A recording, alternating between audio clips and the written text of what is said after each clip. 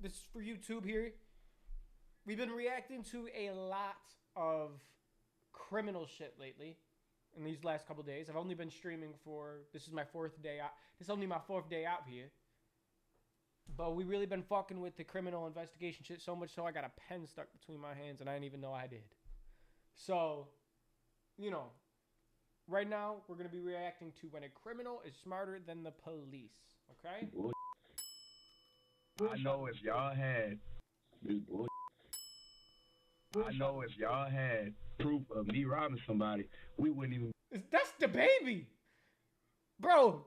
Swear to God, that's not Dababy. Be talking.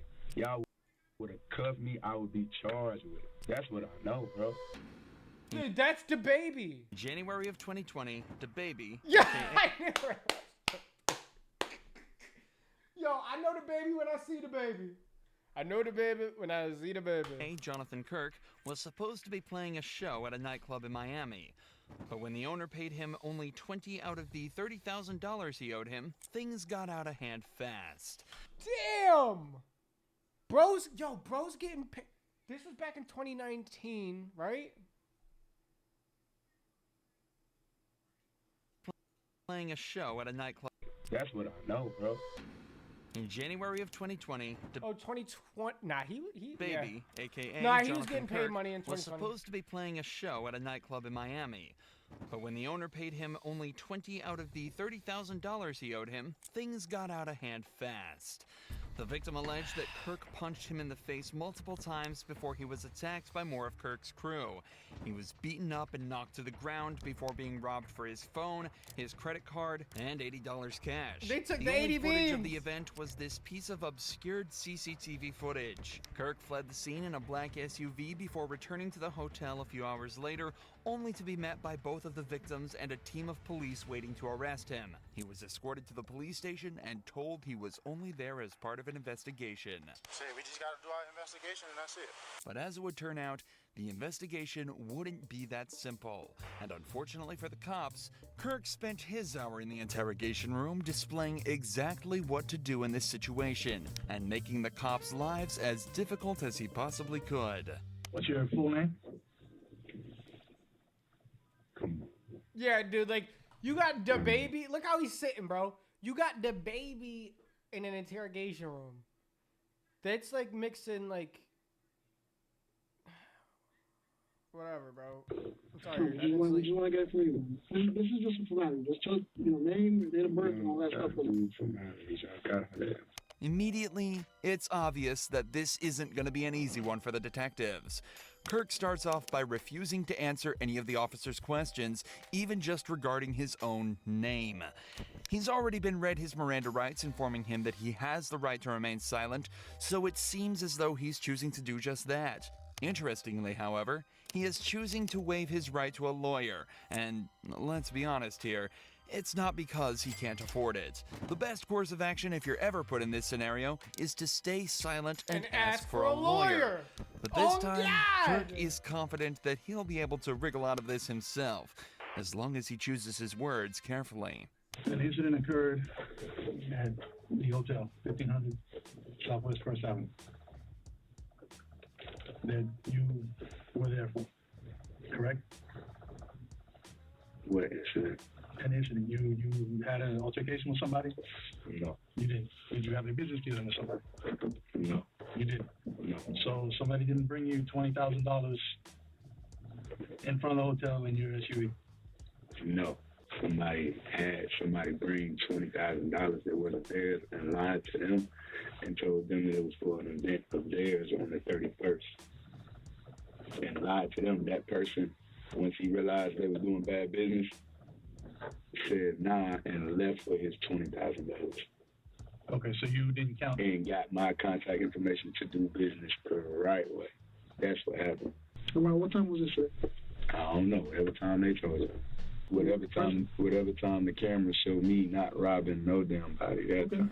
Kirk is claiming that he had nothing to do with anything that happened Fucking love this outside. guy, dude. His story is somewhat unclear, but he's essentially saying that his manager was talking with an event promoter about playing at a nightclub called Cafe Iguana Pines. But it turns out the money that they were offering was stolen, and the promoter was acting strange during the deal.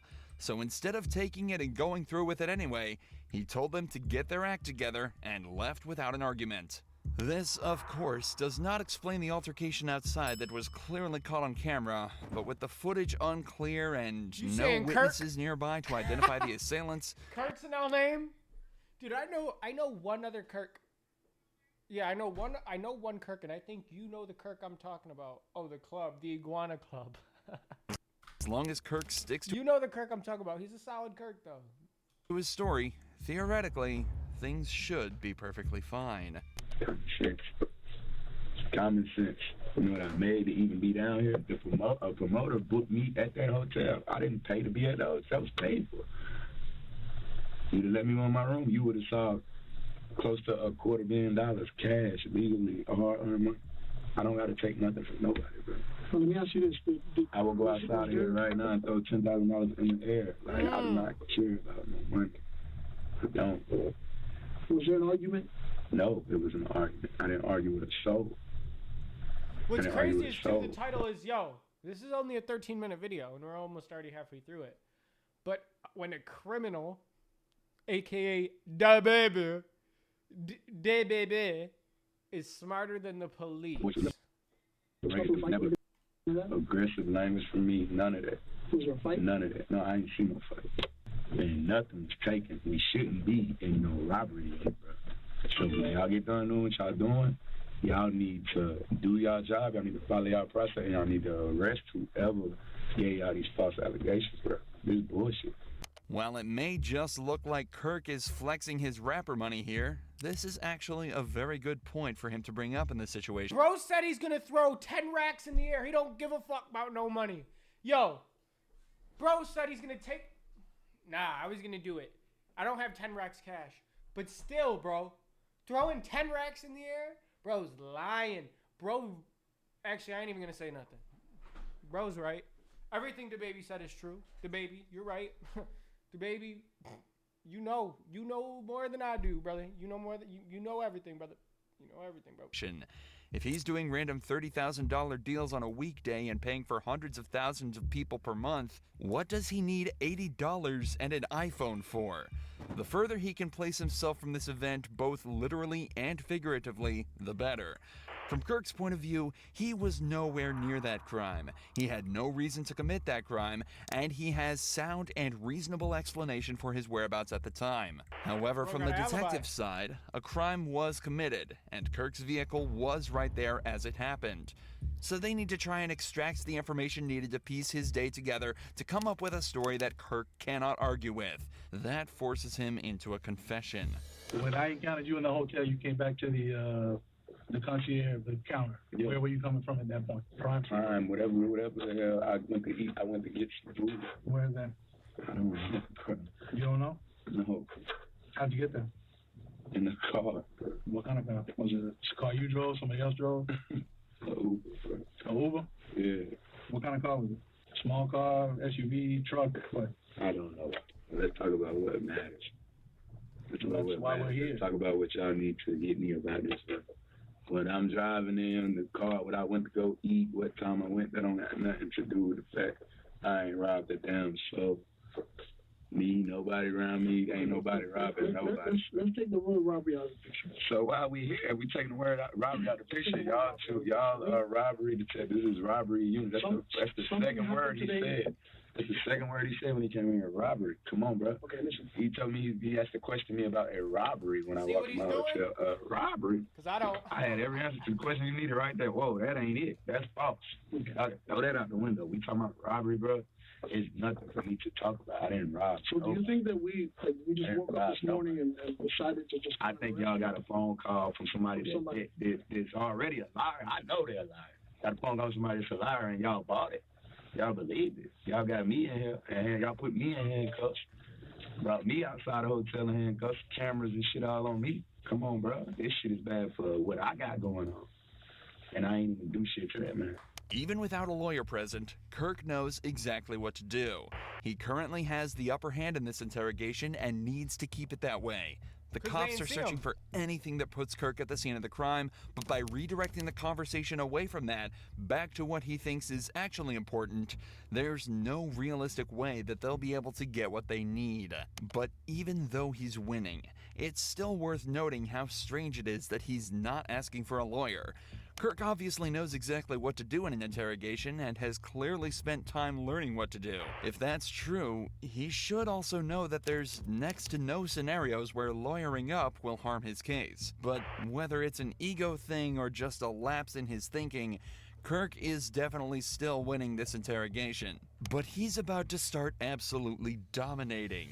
We talking about criminals. When I do business, it's legally binding. It's legally binding. Everything I do, you have to sign a contract. You got to sign a contract. Okay, It's so a contract you're telling right me that now. that whole incident happened and nothing went wrong. Nothing happened. There was no. Not to my knowledge. There was no fight. There was no scuffle. There was no. I ain't fighting nobody. But y'all know it's too much. Y'all know too many lies. You get what I'm saying? That's why y'all got to move backwards like that, bro. Like You're saying that they're lies, but you don't know what we have or don't have. Okay. That's why I know if y'all had proof of me robbing somebody, we wouldn't even be talking. Y'all would have cuffed me. I would be charged. Nah, bro. You want to know why he knows that? Most people know this about Dababy, but Dababy straight up murked somebody. Straight up murked somebody. And in Walmart. For trying to rob him. He knows the ins and outs of this court shit. He ain't scared to know a little bit of, That's what I know, bro. That's what I know. Now, while this isn't necessarily true in every case, it is absolutely true here. If you're in an interrogation room and the cops are trying to find out details of the case and accusing you of a crime instead of charging you immediately, it very likely means that they're missing the details needed to charge you. In the vast majority of cases, an interrogation is only done to extract a confession when they don't have enough evidence to easily convict you otherwise. There are a few other niche scenarios, such as trying to figure out why you committed a crime, but it's often very easy to distinguish why exactly you're there based on what you know about the event and what questions they're asking. If the cops know that you're guilty and have irrefutable evidence, cooperation has a lot of merit, but if they can't prove you did what they say you did, stay silent and ask for a lawyer, especially if you're innocent. I ain't no fool. Your side of the story. My side of the story is I ain't done that. I don't have a side of the story because I ain't done nothing to nobody. Bro. So that's what I was asking you. And before something could be done to me, happened, right? and before something could be done to me, I realized I was dealing with bad business, and I Why do you removed say it was myself bad from business? it. What? Why do you say it was bad I business? already told y'all that. You want to rewind this? You gonna rewind it, bro? I already told y'all, bro. My story not gonna come out different no matter how many times I say it, bro. It's not, bro. It's right here. So you press stop and rewind and play, you're gonna hear. That's why I said it was bad business, bro. Come on, bro. This nigga blowing my phone up all day, all night. He needed my help for his event. He already was in deep water because he's already doing, and I see why. He's already doing bad business. You see what I'm saying? He has an event that wasn't gonna go as planned. He needed me to make up for that. He needed me to cover his ass, so he brought in another person, lied to him, swindled him. He thinking he coming to book me for a whole different event, and they tricking him, got him paying me to come do a walk through the night. Come on, bro. He niggas full of shit. And matter of fact, check them cameras. Y'all got crime scene investigation unit out there, check the cameras. See him meet up with somebody else in the lobby. Ask him, hey, who's that? Ask him. Follow up on what I'm telling y'all. That's what we're trying to At the end of the day, I would expect people to act on common sense anyway. The cops have realized that they're definitely not getting anything out of him for now. He's told his side of the story and made it clear that it won't be changing, no matter what they say. So, as is the protocol here, the detectives decide to leave the room and spend some time outside trying to come up with their next move. This is also often done as it gives the suspect time alone in the room to sit and build up anxiety. In many cases, it can actually be the difference between breaking through a suspect or not. But in this case, Kirk literally just shut his eyes and went to sleep. This dude really does not care. He doesn't care because he beat a homicide. Well, it wasn't a homicide. It was self-defense. But that's up there with the craziest crimes you can commit. He's already beaten it. What more is there to do?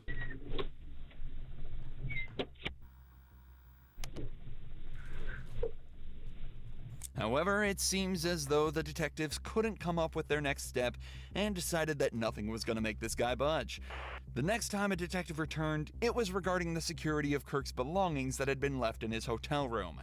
Even though he hasn't been convicted yet, he was still the prime suspect of this investigation, so he'd be spending some time in jail while they figured out what to do and gathered all the evidence they could. So they just had to figure out what to do with his stuff while he was locked up. But obviously, Kirk refused to let them touch his stuff and just let the hotel deal with it. Kirk was facing a possible sentence of up to 15 years in prison plus a $10,000 fine, plus any charges they could slap him with for the battery. That's only if they could gather enough evidence, though. Evidence they absolutely were not getting from Kirk, or the blocked security footage that was the only evidence the crime even took place. So just after 48 hours in jail, Dababy was released and sent on his way. Just 2 months later, all charges were dropped, and he remained a free man. Yo, Dababy, bro. You know, one thing that I've learned by watching interrogation videos. Hold on. One thing I've learned by watching interrogation videos, and even on stream, we've watched a handful in these last couple days. Bro, it's, you know, they have for their job is to, their life is easier, and their job is to get a confession out of you. It is what it is. That's the case. That's their job. That is their job, bro. Let me turn this up a little bit. That's their job. Test. Okay. Sorry. Yeah. That's their job, though. Okay? So, he finessed that. He absolutely finessed that.